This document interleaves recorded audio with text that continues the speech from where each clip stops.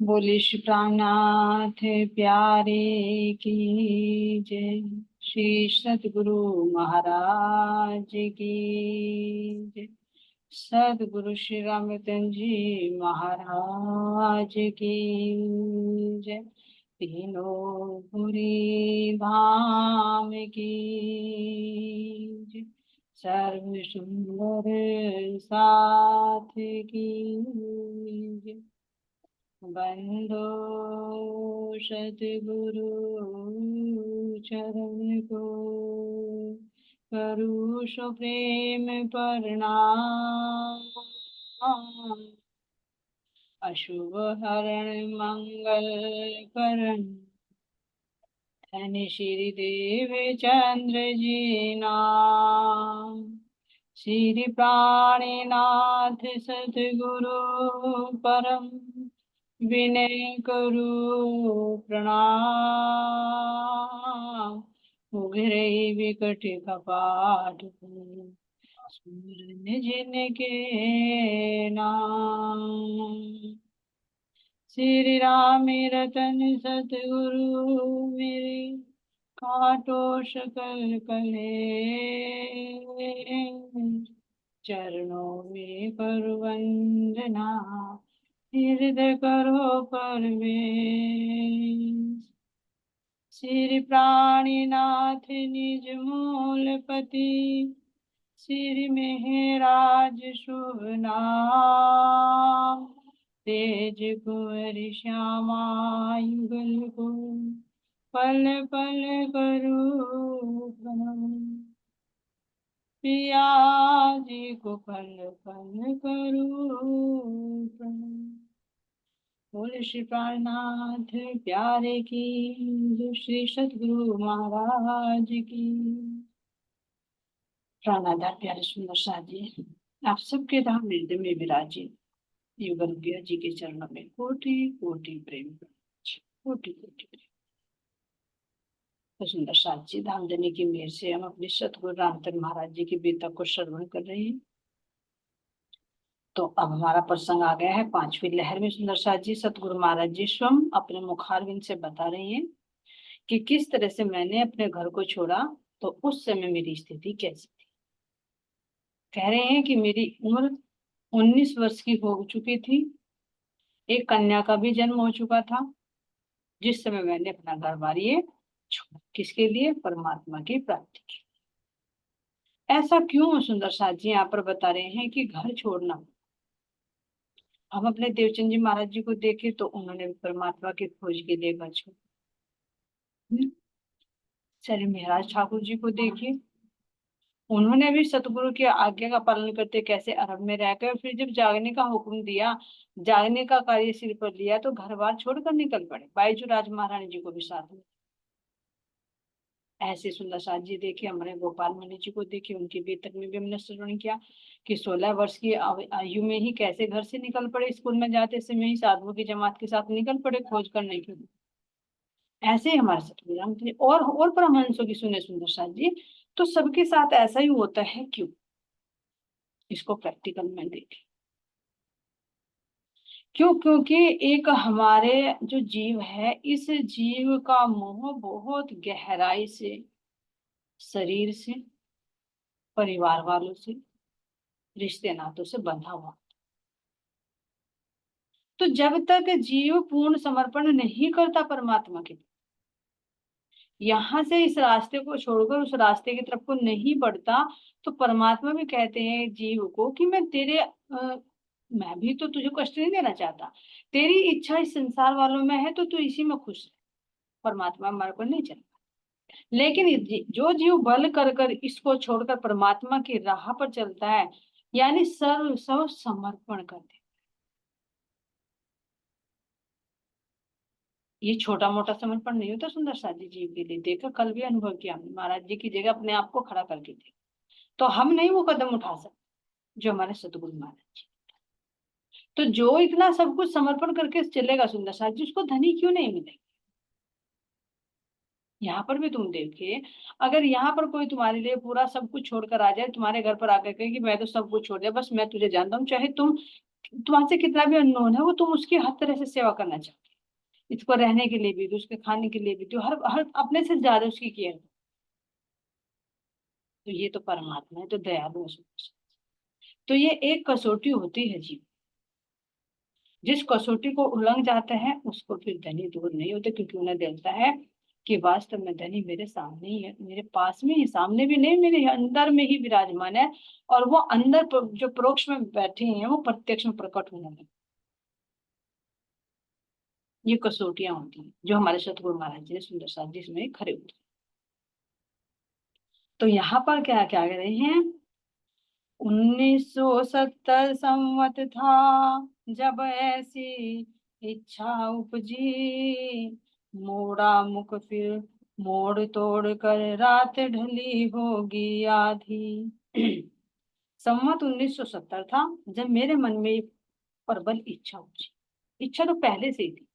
पहले बता ना कि सर सामग्री वैराग्य की निरस्ता की सारी सामग्री हृदय में अंदर मौजूद थी, बस एक कारण बनने की देरी थी। गाड़ी तो तैयार थी, बस धक्का लगने की देरी। तो ऐसे सुंदर शादी जब घटना घटी तो कह रही हैं, मोड़ा मुख फिर तोड़ मुंह। ध्यान देना, रात ढली होगी आधी, यानी आधी रात का समय। ध्यान देना, तो इसका मतलब शाम के समय घटना घटी जब दावत में जिम रहे थे। तो ये शाम के समय से आधी रात तक की बात है, जो अंदर में इतना अंतर्द्वंद छिड़ा कि तेरी इज्जत सब काफूर हुई, अब तो मुंह दिखाने लायक नहीं है, अब चल यहाँ से। ये सारी घटना यानी दिन छिपे से मानकर चलो संध्या काल से लेकर आधी रात तक की बात। कह रहे कि चुपके चुपके में कमरे में गया है ना, अपने गोने का जोड़ा उठाया, देखा तो घर में पैसा भी नहीं है कि भाई घर में रखूं, लेकिन जो भी था उसको लेकर चल पड़े। तो कह रहे मोड़ा मुख मोड़ा फिर तोड़ मोड़ कर रात ढली हो गई। तोड़ मोड़ कर क्यों कहा, क्योंकि कल भी बताया कि किस तरह से एक जीव और एक अंतर्मन एक बाह्य मन, ये कहेंगे दोनों में द्वंद्व हो रहा। बाह्य मन जीव से शरीर से जुड़ा हुआ है, और अंदर मन वाला आत्मा की तरफ को, परमात्मा की तरफ को प्रेरित करते हैं, जो आत्मा का बल नहीं। इसको जीव और आत्मा की लड़ाई भी कह सकते हैं। जीव शरीर से जुड़कर बाहर की तरफ को होता है, और आत्मा परमात्मा की तरफ को उसको खींचती। तो यहाँ देखिए दो कश्मकश, जैसे सिमरू की और उसकी लड़ाई थी ना बच्चा चोर की, और महाराज जी बीच में पीछे रहते, वो कह रहे कि एक दो लाते लोग घुसे तो मेरे भी लग जाए। वो अपनी तरफ को खींचे, वो अपनी तरफ। ऐसे ही अब यहाँ पर अंदर में युद्ध हो रहा है कि एक मन कह रहा है, जीव कह रहा है शरीर के साथ जुड़कर कि इस घर को देखो कैसे होगा, लेकिन अंदर मन कह रहा है कि छोड़ इसको चूल्हे में डालो, जो इज्जत थी सब काफूरी, क्या करेगा, मुंह दिखलाने लायक। एक नजर भरकर लड़की को भी देखा, पत्नी को भी देखा, घर को भी देखा, कि जिन भूमि मैंने मैंने जन्म लिया, मैं पला हूँ। तो ये सारी बातें अंदर मन में द्वंद चला रहा। अब यहाँ कह रहे हैं, इसलिए कह रहे हैं मोड़ा मुख फिर तोड़ मोड़, लड़ाई लड़ अंतर्द्वंद। रात ढली होगी आज, निकल पड़े हम घर से बाहर, सूरता साथ साथ भागी। शरीर निकल पड़ा घर से, तो सूरता साथ साथ भागी, क्योंकि सूरता ही तो जोर दिखा रही थी वो, तो उसका तो काम बन गया, तो वो क्यों नहीं भागेगी। भाई जैसे बच्चा चोर की और सिमरू की लड़ाई थी, अगर बच्चे चोर से सिमरू ने बच्चा ले लिया, इन महाराज जी को ले लिया, तो वो ले लेकर क्यों नहीं भागेगा, वो उसके पास खड़ा रहेगा। इसी तरह से यहाँ पर जो आत्मा जोर दिखा रही थी, बल लगा रही थी कि कैसे इस पिंजरे से निकालू, कैसे जो जंजीरों में जकड़ गया कैसे निकालू, तो जैसे ही बल लगकर वो निकल गए, तो कह रहे कि सुरता तो साथ साथ में भाग। तो आधी रात के समय घर से निकले। और सुंदर साथ जी हमारे देवचंद जी महाराज जी किस समय निकले थे, वे शाम के समय निकले थे, क्योंकि बारात जाने वाली थी ना, लेकिन बारात जैसे चले गए तो थोड़ा थोड़ा अंधेरा हो गया, तो वे नहीं पहुंचे। और हमारे गोपाल मणि जी का जो हमने प्रसंग सुना, वे विद्यालय जा रहे थे, आठ आठ नौ के बीच का समय होगा, तो वो उस समय साधुओं की जमात के साथ निकल चुके थे। तो यहाँ पर सुंदर साथ जी कह रहे हैं, रोकड़ सात सवा रुपया बस, धोती और एक चादर साथ, सोच लिया आगा पीछा सब, छोड़ी बोर उसी के हाथ। कह रहे कि केवल घर में तो कोई पैसा नहीं था, लेकिन थोड़े बहुत कुछ थे जो आज जेब जामे पड़े होंगे, तो कह रहे हैं कि 1.25 रुपया बस, ज्यादा नहीं। ये नहीं कि घर में बच्चों के लिए पत्नी के लिए रखकर पैसे बहुत सारे रखे थे। वह कह रहे कि बस 1.25 रुपया साथ में था, एक धोती और एक चादर। धोती जो एक लपेट ली जाती है नीचे पैरों में, और एक चादर जो कंधे पर डाली जाती है। दो धोती होती है पहनने वाले। तो कह रहे धोती और एक चादर साथ, और एक वो गोने का जो जोड़ा था वो पहन ही लिया था। तो एक धोती नीचे लपेटने के लिए और एक धोती कंधे पर, और 1.25 रुपया जी। और इस तरह से महाराज जी ने अपना घर को छोड़कर निकल पड़ते हैं अपने अंतर में अंतर्यामी से मिलाने के। तो कह रहे सोच लिया आगा पीछा से। अब सोच रहे हैं कि अब आगे क्या होगा, कहाँ मुझे जाना है, कहाँ मुझे खाना मिलेगा, कहाँ मुझे ठहरना है, कुछ प्लानिंग नहीं। क्या कह रहे हैं, छोड़ी डोर उसी की, कि अब मुझे तो उसको पाना है, वो जिस विध रखे अब मुझे उसी विध रहना है। बस मुझे इस जगरण से बाहर निकलना है परमात्मा को पाने के लिए।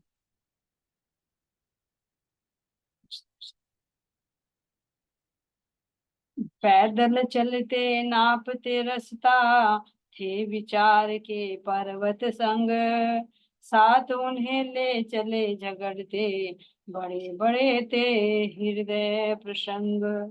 पैदल चल, तो महाराज जी यहाँ पर नंगे नंगे, शायद जूते भी हैं या नहीं, एक जोड़ी भी होंगे, पहन भी लिए होंगे। तो कह रही है कि यहाँ से अब ऐसा रूप देख शादी महाराज जी ने जब घर छोड़ा, गोने का जोड़ा, एक धोती, और एक कंधे पर रखने वाली दो धोती, 1.25 रुपया जेब में, है ना। अब कह रहे हैं कि पैदल चलते नापते रास्ते, थे विचार के पर्वत से। अब हृदय में क्या था, विचारों के पर्वत के पर्वत, जैसे कहते हैं बहुत ऊंचे ऊंचे पर्वत। जैसे अंदर में एक द्वंद चलता रहता है कि एक इधर को खींच रहा है, एक इधर को खींच रहा है, पीछे की सोच रहे हैं कि घर पर कैसा होगा। देखो मन में आता है, हालांकि महाराज जी ने बल नहीं दिया, लेकिन बाह्य मन तो है ना अंदर, जीव तो है ना अंदर, विचार तो जरूर थे। इसीलिए तो कह रहे हैं कि बड़े बड़े थे हृदय पर से। तो बाहर के मन के भी विचार हैं, और आगे के भी विचार है कि मुझे अपने परमात्मा को पाना है, तो मुझे कैसे कैसे करना है, चाहे कितनी भी कष्ट करनी पड़े, कितने भी कष्टों से मुझे गुजरना पड़े, भूखा प्यासा क्यों ना रहना पड़े, लेकिन मुझे अपने परमात्मा को पाना है। तो ऐसे विचारों के पर्वत के पर्वत उठ रहे हैं, और कह रहे महाराज जी कि उन्हें ही हम चल देवे। अंदर में झगड़ा हो रहा है, झगड़ा हो रहा है, बड़े बड़े थे हृदय प्रसंग, हृदय में बड़े बड़े प्रसंग उठ रहे थे। ये भी प्रसंग उठ रहा होगा सुंदर साथ जी, कि भाई मैं घर तो छोड़कर आ गया, लेकिन घर वाले, गांव वाले, पत्नी क्या कहेगी, कि एक छोटी सी बच्ची को छोड़कर, 1 साल की बच्ची को छोड़कर, है ना, अपनी पत्नी को भी छोड़कर, घर बार को छोड़कर निकल गए बाहर। इनका कैसे गुजारा होगा, क्योंकि समाज तो उनके साथ में भी है, ये तो थोड़े कि है नहीं था। और आगे परमात्मा को पाने के भी विचार उठ रहे हैं, कि इस संसार में क्या रखा है, कुछ भी यहाँ तो रस नहीं है, तो मुझे तो अपने परमात्मा को पाना, इस मानव जीवन का लक्ष्य क्या है, अपने परमात्मा को पाना। तो इस तरह से अंदर में बहुत बड़े बड़े विचार उठ रहे हैं। तो महाराज जी कह रहे इन्हीं विचारों के झगड़े में होता होता मैं आगे चल रहा हूँ, और हृदय में बड़े बड़े बड़े बड़े बड़े बड़े विचार उठ रही हैं, उनकी लहरों पर लहरें, लेकिन इनको लिए मैं अब चलूंगा। और चलकर कहाँ पहुंचते हैं, पहुंचे मुजफ्फरनगर रात को, मंदिर में विश्राम किया, रोटी और पानी का बिल्कुल नहीं किसी ने नाम लिया। अब महाराज जी देखे सुनो शादी, जड़ोदे से चलकर पैदल पैदल आधी रात निकल पड़े, और कहाँ आए हमारे इस मुजफ्फरनगर। धन्य है सुंदर शादी, ये भी जहाँ मेरे सतगुरु के चरण। लेकिन कैसा, जब पहचान नहीं होती तो कोई सेवा नहीं करती। जब हमारे यहाँ आए सुंदर साथ जी, तो किसी ने रोटी तक को नहीं पूछा 3 दिन में, और आज यहीं से ही बर्फी, रसगुल्ले, भंडारे कितने जाते हैं सुंदर साथ। लेकिन क्यों? क्योंकि उस समय उनकी पहचान नहीं हो पाई थी, और ये कसौटी थी धनी की तरफ से, क्योंकि कसौटियों से गुजार कर ही तो वो हीरा बनाने थे, जिनके अंतर हृदय में स्वयं धनी को विराज। तो कह रहे अब मुजफ्फरनगर रात, यानी दिन निकलने से पहले पहले ही पहुंच चुके हैं। और कहाँ ठहरे सुंदर सा जी? किसी के घर में तो नहीं जाएंगे, कोई रिलेटिव तो नहीं है। कह रहे हैं कि एक मंदिर में आकर आश्रय लिया। भाई जब परमात्मा की खोज के लिए निकलेंगे तो कहाँ ठहरे? भाई अगर शराबी घर छोड़ेगा तो सड़कों पर पड़ा रहेगा, अपने में खाने में पी पी कर ठूलो होगा। घर किसी कारणवश छोड़ेगा तो वो अपने रिलेटिव के यहाँ जाकर रुकेगा। लेकिन जिसने उस परमात्मा के लिए घर छोड़ा हो तो वो कहाँ जाएगा? वो उसी के शरण में जाए। तो इसलिए कह रहे कि रात में भी हम कहाँ पहुंच गए? एक मंदिर में विश्राम किया। कौन से मंदिर में, कौन से मोहल्ले में, कॉलोनी में, ये सुंदर सा जिसमें नहीं दिखा। रोटी और पानी का बिल्कुल नहीं किसी ने नाम। अब मंदिर में भी रहे, वहां पुजारी भी थे, सेवा पूजा भी की, भोग भी लगा होगा। ऐसा तो नहीं कि मंदिर में कोई व्यवस्था नहीं होती। लेकिन कह रहे कि किसी ने भी मुझसे खाने पीने के लिए कुछ नहीं पूछा। कह रहे महाराज जी क्यों नहीं पूछा? अगले दिन भी रहे वहीं पर, रहे सोच के धंधे में, किंतु ने पूछी बात हमारी किसी सखी के बंदे ने। अगले दिन भी हम वहीं रहे।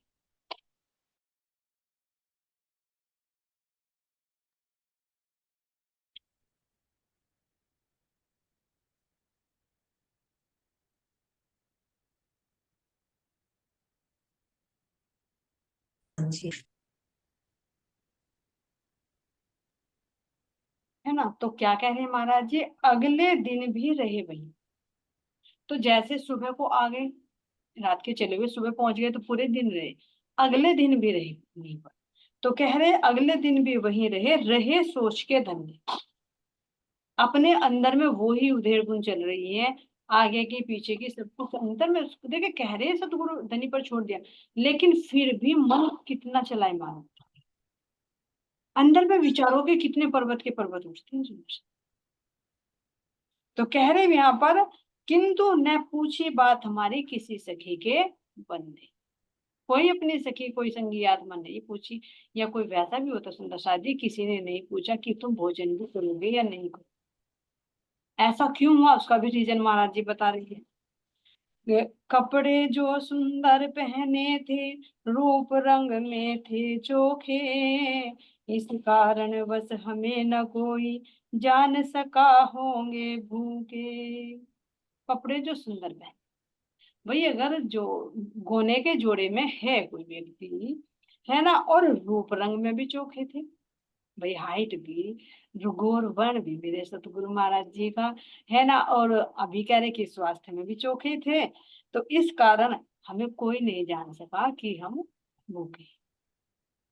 ऐसा क्यों सुंदर सा? क्यों? क्योंकि बाहर की वर्दी को सलाह, जैसा देश वैसा वेश हो जाता है सुंदर सा जी। इसीलिए कहते हैं कि जैसा देश वैसा वेश करना पड़ता है। तुम नेचुरली देखो, कह देते हैं यहाँ की वस्त्रों का प्रभाव नहीं पड़ता, लेकिन मैं अपना विचार बताऊं, वस्त्रों का बहुत प्रभाव। हम जब धारण करते हैं हमारे ऊपर भी पड़ता है, बाहर पर भी प्रभाव पड़ता है। क्यों पड़ता है बाहर प्रभाव? अंतर मन पर तो इसलिए प्रभाव पड़ता है क्योंकि अगर हम सादे कपड़े पहनेंगे तो हमारे अंदर एक सादगी, एक सतोगुण का भाव विकसित। और अगर हम ज्यादा भड़कीले कपड़े पहनते, चटक मटक के पहनते, महाराज जी खुद बाणी में कह रहे हैं कि चिकने चिकने चोपड़े खा खाकर और मतलब रेशमी वस्त्र पहनकर जब हम चलते हैं तो हमारे अंदर एक अहंकार ऐसा होता है कि वो आकाश को छूता है। पट पैरे खाए चीकना, हेम जवे सिंह, है ना? तो इन चीजों को जब हम धारण करते हैं तो ये तो सबका प्रैक्टिकल है। तुम सादे कपड़े पहनकर देखो तो एक अलग फीलिंग आएगी, साधु के वेश धारण करके देखो तो अलग फीलिंग आएगी। मन पर प्रभाव पड़ता है, वस्त्रों का रंगों का भी प्रभाव पड़ता है। और अगर तुम बहुत भड़कीले वस्त्र पहनोगे तो उसका असर पड़ेगा। और इतना ही नहीं, अगर तुम किसी और के वस्त्र भी धारण करते हो तो उसका जो एक सोच होती है उसका भी प्रभाव अपने ऊपर पड़ता है। इसीलिए तो कहा कि हर किसी के वस्त्र भी धारण नहीं करनी चाहिए। तो अब यहाँ पर जैसे जैसे सुंदर साथ जब देखिए, अभी तो कैसे थे, गोने के जोड़े में थे, तो कौन पूछता कि भोजन है खाया नहीं खाया। लेकिन अगर यहाँ पर ये साधु के रूप में कोई भेड़िया भी बैठा है सुंदर साथ जी, उसको भी सलाम, वर्दी को सलाम। तो ये वस्त्रों का प्रभाव अपने मन पर भी पड़ता है और समाज पर भी पड़ता है, क्योंकि उनकी बाहरी वेश को देखकर एकदम तुरंत कहाँ नजर जाती है, बाह्य वेशभूषा। अंदर के नहीं, अंदर उनके क्या खजाना है, अंदर से चाहे जीरो है और बाहर भगवा वेश से कुछ भी धारण कर रखा है, तो पहले वर्दी को सलाम। और अगर बाहर से अच्छे अच्छे कपड़े पहन रखे और अंदर उसके कुछ भी तत्व ज्ञान भरा हुआ हो, तो उस पर ध्यान नहीं जाता, क्योंकि सामने नजर क्या आ रहा है, सामने नजर आ रहा है पोशाक। जैसे तुमने धारण, देखो तुम खुद देखो, इसको प्रैक्टिकल करके देखो। मान लीजिए अगर कोई एक साधु संत, मैं खुद प्रैक्टिकल बता रही है कि एक बार सत्संग था, तो वो प्रवचन करने के लिए बैठे, सफारी सूट, पेन वैन लगा रखा है पॉकेट पर। तो अजीब सा लगा मुझे, खुद अजीब सा। भाई यहाँ बैठने वाला भी तो अच्छा मतलब उस वेश में होना चाहिए। कोई पैंट कोट में बैठकर प्रवचन दे, भाई तुम सादगी में रहो, वो रहो, तो कैसा अच्छा, अजीब लगे। खुद देखो इस चीज को। दो बार मेरे साथ में ऐसी घटना घटी। एक बार शुक्रताल गए थे वहां पर भी भागवत कथा चल रही थी, तो एक लेडीज कथा कर रही थी, और इतना इतना श्रृंगार कर रखा था, इतना श्रृंगार, इतनी चूड़ियां, मतलब पूरा मेकअप था, ये नहीं बताएंगे। कपड़े भी मतलब साड़ी भी अच्छी, सितारों उतारों जड़ी अच्छी थी। मतलब देखकर एकदम फिल्म, मतलब उस फेस पर ही गई। हालांकि वो अंदर का बहुत कुछ बता रही हूँ, मैंने सुना नहीं, मैं तो निकल रही थी वहां से। तो एकदम से पहला प्रभाव किसका पड़ा, एकदम देखा भाई वे सुखदेव मुनि भी थे जो कथा कर रहे थे, और एक आंच ये भी है जो व्यास गद्दी पर बैठ कर रहे। वो अंदर का क्या बता रहे उसके बारे में तो नहीं मुझे पता कि अब तक कितना अंदर का वो बता रही है। लेकिन यहाँ हम कह रहे हैं कि पहले वर्दी पर सलाम जाती है, होती है, उसकी वर्दी को देखकर एक बाहर से फीलिंग आती है, और जब हम उसकी चर्चा का श्रवण करते हैं तब अंदर वाले की पहचान। नजरों के सामने तो स्वयं जो मन है एकदम किसको पकड़ता है, बाह्य वेशभूषा। तो इसलिए जिस लाइन में हम होते हैं सुंदर साथ जी, उस लाइन के हमें वस्त्र भी धारण करने वो तो अच्छा रहता है, क्योंकि महाराज जी ने इसीलिए करवाए थे ना। कोई भेदभाव ना हो, कोई ऊंच नीच ना हो, कोई एक रजोगुण या तमोगुण ना आए, उससे एक सात्विकता बनी रहे। और नहीं तो क्या होगा, खुद का भी ध्यान जाएगा और दूसरे का भी ध्यान जाएगा उसी चीज पर। तो मन को करना कहाँ, जो उनके अंदर से ज्ञान निकल रहा है। लेकिन बाहर से अगर वो वेशभूषा ऐसी धारण किए हुए, तो उनके वस्त्रों को ही देखते रहेंगे, उनके ज्वेलरी को ही देखते रहेंगे। मन मन बहुत चलायमान होता है, मन बाह्य वेशभूषा को जल्दी देखता है। तो इसलिए यहाँ पर महाराज जी कह रहे कि मेरे साथ में भी ये घटना बढ़ी। भाई मैं जो गोने का मेरा जोड़ा था उसमें था, मेरा हाइट भी सही थी, रंग रूप में भी हम चोखे थे, तो किसी को ये लगा ही नहीं भी भूखा होगा। और अगर वैसे कपड़ों में होते, या मतलब भाई फटे पुराने कपड़ों में होते, तो तब भी आदमी ये सोचता अरे कोई मांगने वाला होगा या कोई भिखारी होगा, ऐसा सोचकर फीलिंग आ जाती, तो पूछ लेते खाने। लेकिन जो सही होगा, ये भी नहीं लगेगा कि भाई भूखे हैं या मंदिर में पुजारी हैं, क्योंकि वेशभूषा है। तो इसलिए सुंदर साथ जी अभी महाराज जी आगे बताएंगे कि इस वेशभूषा का भी कितना प्रभाव पड़ता है और हमें कैसे उसमें रहना चाहिए। इसीलिए महाराज जी ने कहा, रहवे निर्गुण होके आहार भी निर्गुण, साफ दिल सुहागिन काहू न दुख। ये निर्गुण होना यही है। और नहीं तो तीन गुणों के अधीन होकर अगर हम क्रिया करते रहेंगे, तो उसमें बहुत फर्क है। है ना। तो अब महाराज जी यहाँ पर कह रहे हैं कि हमने कपड़े भी अच्छे पहने थे, रूप रंग में भी चोखे थे, इसी कारण कोई जान नहीं सका कि हम भूखे थे, इसलिए किसी ने हमारे से पूछा नहीं। तो इससे ये भी सुंदर साथ जी तो महाराज जी ने बताया, इससे एक शिक्षा और महाराज जी हमें दे रहे हैं कि अगर हमारे सामने कोई भी हो, कैसे भी वेशभूषा में, है ना, और विशेषकर तो मंदिर में। मान लीजिए मंदिर में भोग लगा है, तो हम मूर्ति को तो भोग लगा रहे हैं, लेकिन अगर एक व्यक्ति मंदिर में ही बैठा है, जबकि ये नहीं कि एक दो मिनट के लिए आए, महाराज जी तो बता रहे हैं पूरे दिन रहे, फिर अगले दिन भी रहे, 3 दिन तक ठहरते हैं, फिर भी भोजन के लिए नहीं पूछा। ये देखिए, हम भी कर देते सुंदर साथ जी ऐसी गलती। कोई मांगने के लिए आए तो कहेंगे अरे आटा कट्टा करके तेरे पे खाया नहीं जाता, बोल देते सुंदर साथ जी, बहुत बहुत तो ऐसे ही भगा देते। क्यों? क्योंकि हमारे अंदर ये रहता है कि पता नहीं काम से बचने के लिए भागा है, कैसे बचे हम तो नहीं जानते। लेकिन क्या पता वो कोई जिज्ञासु आत्मा हो और वो परमात्मा की खोज के लिए निकला हो, घर के कार्य में या सांसारिक कार्य में उसका रुचि नहीं है, परमात्मा खोज के लिए है। तो वो भूखा प्यासा है, तो हमारा पूछने का फर्ज है जब हम ग्रस्त थी। तो यही शिक्षा सुंदर साथ जी, मैं तो इस पर्सन से यही लेना चाहूंगी कि हमारे सामने कोई भी आ रहा है ना, तो हम उसके बाहरी वेशभूषा को ना देखकर, अगर भोजन का समय है तो भोजन के बारे में जरूर पूछें। नहीं तो मुजफ्फरनगर बदनाम हो रहा है। कैसे बदनाम हो रहा है कि महाराज जी 3 दिन तक रहे लेकिन किसी ने भोजन के लिए नहीं पूछा, तो कितनी शर्मिंदगी की बात है। तो ये मंदिर में हो चाहे सुंदर साथ जी अपने घर पर हो, चाहे कोई अपने दर पर आया हो, है ना, कोई कैसा भी है रंग रूप में, हमें उसकी नहीं अंतर मन का पता कि वो किसकी खोज में है। बाहर से उसने क्या पता किसी के गोने का, या कोई सुंदर साथ जी शेरवानी में पैंट कोट में भी आ सकता है, क्योंकि जैसे ही महाराज जी के सामने व्यवस्था उसकी सिचुएशन क्या है हमें तो नहीं पता ना, लेकिन हम तो उसके बाह्य को देखकर निरूपण कर रहे हैं। तो यही मुझे तुम महाराज जी शिक्षा देना चाह रहे हैं, मुझे ले रही सुंदर साथ जी, कि हमारे सामने कोई कैसा भी आए, कैसी भी वेशभूषा में है, भोजन के लिए तो हम अवश्य ही पूछें। उसके बाहरी वेशभूष पर जाकर ये ना कहे कि तू अट्टा कट्टा कमा के खा ले और चल भाग यहाँ से, नहीं।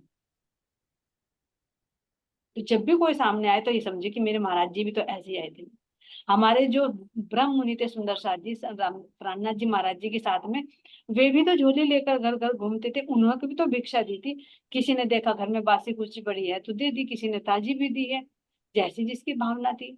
है तो क्या वे ब्रह्म मुनि नहीं थे? और उनको हम बाह्य दृष्टि से देखेंगे तो उनमें अट्टे कट्टे भी थे, नहीं कि हेल्थी नहीं थे, हेल्थी भी थे। तो उनको देखकर भी तो किसी ने ये कहा होगा अरे कमा कर नहीं खा जाता, लेकिन क्या सिचुएशन है उससे तो हम वाकिफ नहीं है ना, उनको क्यों ऐसी स्थिति से गुजरना पड़ रहा है। तो हम बाह्य स्थिति से देखकर किसी का निरूपण नहीं कर सकते सुंदर साथ जी। तो यही समझे आज से महाराज जी दोनों बीतकों के माध्यम से कि वास्तव में हमारे सामने कोई भी आए ना, तो हम भोजन के लिए उससे अवश्य पूछें, क्योंकि असली भोग यही होता है जो किसी भूखे को दे। और जबकि महाराज जी यहाँ पर कह रहे कि मंदिर में भोग लग रहा है लेकिन मुझसे किसी ने नहीं पूछा। मूर्ति के तो सामने हम लगा रहे, लेकिन मंदिर में जो ठहरा हुआ 3 दिन से, उसको नहीं पूछा जिसके अंदर साक्षात परमात्मा विराजमान है, जो परम धाम की बहु सृष्टि है, उससे नहीं पूछा जाता। तो ये सुंदर सा जी, ये कमी हमें महाराज जी ये शिक्षा दे रहे हैं, हमारी कमी को बता रही हैं कि हम ऐसा करते।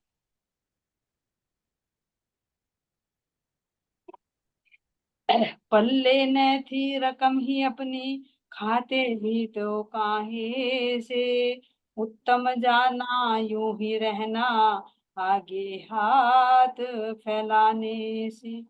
अब पल्ले में कोई रकम भी नहीं थी, 100 रुपये तो लेकर निकले थे, उसमें से क्या खा लेते क्या बचा लेते। तो अब हाथ में पल्ले में कोई पैसा भी नहीं था कि मैं मार्केट से लेकर खा लेता। और जब सुंदर साथ जी महाराज जी कह रहे हैं कि जब मुझे मंदिर से ही नहीं मिला तो घर किसके मिले? जहां परमात्मा की, जहाँ ईश्वर की पूजा हो रही है, जहां एक प्रसाद के रूप में तो हर किसी को दिया जाता है, जब वही नहीं मिल रहा तो घर से क्या अपेक्षा की जा सकती है? नहीं की। तो यहाँ कह रहे हैं कि महाराज जी सोच रहे हैं कि मेरे धाम देने का हुक्म है, मेरी स्थिति ऐसी है। क्यों? क्योंकि पीछे भी कहा कि काल ने तो शायद मेरे, मैं तो जन्म का पक्का बैरी हूँ उसका, तो उसने कहा कि खा ले खाना, तो आज मुझे मंदिर में भी नहीं मिला तो किसके घर मिला? मैं नहीं हाथ फैलाऊंगा किसी के साथ। तो अब अगर तेरी इच्छा है भूखा रखने की तो मैं भूखा ही रहूंगा, ये है धैर्य पूर्ण साथी। ये नहीं सोचा कि भाई चलो बाजार से लेकर खा लेते तो पैसा नहीं था। लेकिन जब कह रहे हैं कि मंदिर से ही नहीं मिला तो किसके घर जाकर हाथ फैलाऊं? नहीं, तेरी रजा है मुझे भूखा रखने की तो मैं भूखा ही रहूंगा, तेरी राह पर निकला हूं। तेरी इच्छा होगी भूखा रख, तेरी इच्छा होगी तो भोजन मिले। तो ये सुनो सर जी कितने धैर्यवान से, 3 दिन तक। कहना बहुत सरल है, खुद सोचकर देखो, अगर सुबह का तुम नाश्ता करते हो तो नाश्ता ना करो एक दिन तो पेट तभी डिमांड करता है कि नाश्ता चाहिए। चलो फिर भी धैर्य है, कोई बात नहीं, दोपहर को भोजन थोड़ा एक्स्ट्रा ले लेंगे, भाई भूख लग रही थी तो दे दे, लेकिन दोपहर को भी ना मिले, फिर शाम को भी ना मिले तो रात कैसे कटेगी? और फिर अभी उम्मीद भी नहीं है। ऐसे करते करते 3 दिन। और ये नहीं सुंदर साथी कि भाग मैं, चलो पैसा है कुछ लेकर खा लिया। और ये भी नहीं, पैदल भी चलना है, पैदल चलकर आए हैं, और चलना भी आगे पैदल है, कोई सवारी भी नहीं है। तो कैसे कितने कठिनाइयों से गुजरे हैं महाराज। ऐसे ही नहीं ये रास्ता घर छोड़कर, सुंदर सा जी ये समझो कि हम सोचे कि घर छोड़कर बाहर रहना आसान है, नहीं। तभी तो जीव इस घर को नहीं छोड़ते, क्योंकि यहाँ पर खाना पीना रहना सब आराम से मिल रहा है। लेकिन बाहर निकल कर देखो, क्या तुम्हें कहीं नहाने की व्यवस्था मिलेगी? अब तो फिर भी चलो बहुत हो गया, पैसे लेकर निकलते हैं, पैसे से सब कुछ कर लेते हैं। लेकिन महाराज जी के हाथ में तो पैसा भी नहीं। तो इस सिचुएशन में अपने आप को खड़ा करके दे, तुम घर से बाहर निकलो, केवल एक जोड़ा जिसमें तुम पहन रखा और 1.25 रुपए यानी कुछ भी तुम्हारे हाथ में है, जिससे तुम अपना खर्च भी नहीं और ना आने जाने के लिए कुछ, तो कैसा फीलिंग?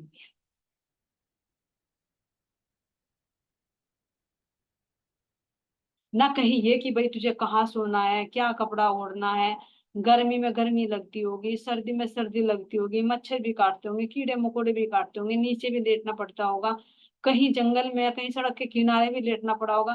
कितनी मुश्किलें सहन करी करी मेरे से तुमने, और तब इस खजाने को पाया। तो 3 दिन तक ये नहीं कि भोजन नहीं किया तो चलो भाई फ्रूट खा लिए, जैसे फास्ट रख लेते हैं, अरे कोई बात नहीं, दूध पी लिया, फ्रूट्स खा लिए, ड्राई फ्रूट्स ले लिए, है ना, या कुछ नाश्ता वगैरह कर लिया, कुछ नहीं। जो भोजन मिलना था, जरूरत थी, वो भी नहीं मिली। तो महाराज जी कह रहे कि मैंने जाना कि मुझे ऐसे रखना है मेरे परमात्मा को, तो ऐसा ही सही उसकी रजा में मेरे, जाहे विध राखे देनी, वाहे विध रही। तो ऐसे महाराज जी कह रही है, 3 रोज भूखे मरने के बाद विचार आया। अब 3 दिन हो गए, अब विचार आ रहा है कि अभी भाई भजन कीर्तन तो हो रहा है लेकिन भोजन नहीं मिल रहा। तो अंदर में एक प्रेरणा जगी, क्या जगी? कि दुनिया में कुछ नहीं दिखता जो है प्रभु के दर्शन। अब ये नहीं कि भूख, जो भूख है भूख अब वापस पैर खींच देगी, यहाँ पर भी संघर्षण हुआ, ध्यान देना। अंदर में देखो महाराज जी के कितने विचार उठेंगे, जब 3 दिन तक भोजन नहीं मिला तो बाह्य मन ने जरूर कहा होगा, जब तुझे अभी भोजन नहीं मिल रहा, आगे तू निकल गया, कहाँ रहना मिलेगा तुझे, कहाँ भोजन मिलेगा? तो ऐसी अवस्था में पीछे भी हट जाते हैं कदम। अरे चलो कोई बात नहीं, घर ही मिल जाएंगे, घर में ही खोज कर ली। लेकिन नहीं, अंदर जो दृढ़ता है, आत्मा का जो बल है, धनी का जो हुक्म है, वो वापस नहीं जाने देगा। तो विचार कहाँ उठता है? क्योंकि अभी सुख सागर पढ़ रखा, उसमें श्री कृष्ण की बाल लीलाएं श्रवण कर रखी है। तो अब विचार उठता है कि अब मुझे उनके दर्शन करने के लिए मथुरा जाना है। तो यहाँ से कह रही हैं, दुनिया में कुछ नहीं दिखता जो है प्रभु के दर्शन में। जो परमात्मा के दर्शन में जो आनंद मिलता है, वास्तव में इस संसार में कितना भी इंद्रियों का सुख मिल जाए, एक क्षणिक है, और वो हमेशा उसके बाद दुख ही दुख मिलता है। तो इसलिए कह रहे हैं यहाँ पर, अब तो मथुरा चलो वहीं प्रभु के दर्शन हो पाएंगे, प्रभु सेवा दर्शन परसन पर जीवन सफल बनाएंगे। वापस कदम नहीं हटे, आगे बढ़ गए। अब क्योंकि मंदिर में यहाँ ठहरे हुए, तो अभी तो घर से सोचकर तो नहीं निकले थे कि भाई मुझे कहाँ जाना है। अब यहाँ पर मुजफ्फरनगर में जब आए, 3 दिन तक मंदिर में रहे, लेकिन भोजन की किसी ने नहीं पूछी, तो अब और निराशा आ। तब सोचा कि यहाँ के भूख में क्या स्वाद है, यहाँ की इंद्रियों में क्या स्वाद है, जिस विध धनी रख रहा है उस विध में रह रहा हूँ, तो अब मुझे जो आनंद मिलेगा उसके सामने भूख कुछ नहीं। क्योंकि एक है आत्मा की भूख, एक है शरीर। आत्मा की भूख के सामने शरीर की भूख कमजोर पड़ रही है। नहीं तो कहते कि भूखा क्या पाप नहीं करता। भूख तो अच्छे अच्छे से पाप करा देती, लेकिन सतगुरु महाराज जी यहाँ कितने, एक लोहे का चना है सुंदर सा, कितना दृढ़ निर्णय है कि भोजन मिला नहीं, बोला अरे भूखा रख रहा है तो कोई बात नहीं, निकल भूखा ही, चलो मथुरा के लिए, वहां तुझे अपने श्री कृष्ण जी के दर्शन मिले। तो निकल पड़ते। सड़क सड़क पैदल यात्रा मथुरा की आरंभ हुई, भूखे कभी कभी हैं प्यासे, कभी कभी मिल गई कहीं। ऐसे सुंदर शाह जी महाराज जी यहाँ से चल रहे हैं। कहाँ से? अब देखो साथ साथ चल रहे महाराज। मुजफ्फरनगर को छोड़ दिया। छोड़ दिया क्यों? क्योंकि यहाँ के बंदों ने जब सतगुरु को कुछ पूछा ही, भोजन के लिए भी नहीं पूछा, तो छोड़कर कहाँ चल दिए? मथुरा। पैदल पैदल सड़क के किनारे किनारे चल रहे ऐसे तो। कहाँ के लिए? मथुरा के लिए। हृदय में क्या लेकर? कि मुझे अपने श्री कृष्ण जी के दर्शन कर, मुझे नहीं संसार अच्छा लगा। भूखा हूं तो भूखा ही सही। तो देखिए 3 दिन के भूखे रहते रहते भी अब पैदल पैदल चल रहे हैं। और अगर हम एक दिन के भूखे रह जाए तो कहेंगे भैया घुटनों में दर्द नहीं है, दर्द हो रहा है, घुटनों में बल नहीं है जो चल रहा है। लेकिन महाराज जी के अंदर वो दर्द, देखो दर्द का वो दर्द, ये कहे कि वो बर्निंग डिजायर धन ने कैसे अंदर फूकी है। एक वो जोश, आत्मा का जोश है सुंदर सा जी, जो इतना बल देगा।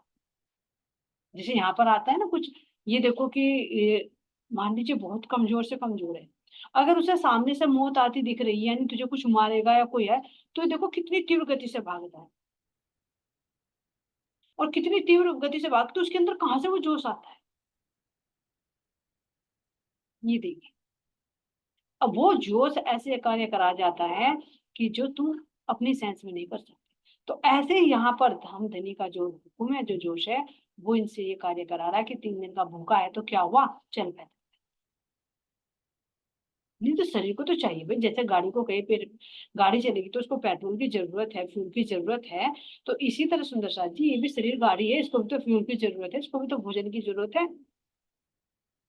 तो महाराज जी यहाँ से निकल पड़ते हैं, रास्ते में कह रहे हैं कि कभी भूखे तो कभी प्यासे, और कभी कहीं किसी ने रास्ते में दे दी तो ले ली। और इस तरह से यात्रा करते करते महाराज जी मथुरा की तरफ को चले। इससे आगे क्या घटना घटित होती है सुंदर साथ जी, ये नहीं है अगली के लिए नहीं। बोले श्री प्राणनाथ प्यारे की जय, श्री सतगुरु महाराज की जय, सतगुरु श्री रामचंद्र जी महाराज की जय, तीनों पुरी धाम की जय। प्रणाम जी। सभी संत के चरणों में कोटि कोटि प्रेम।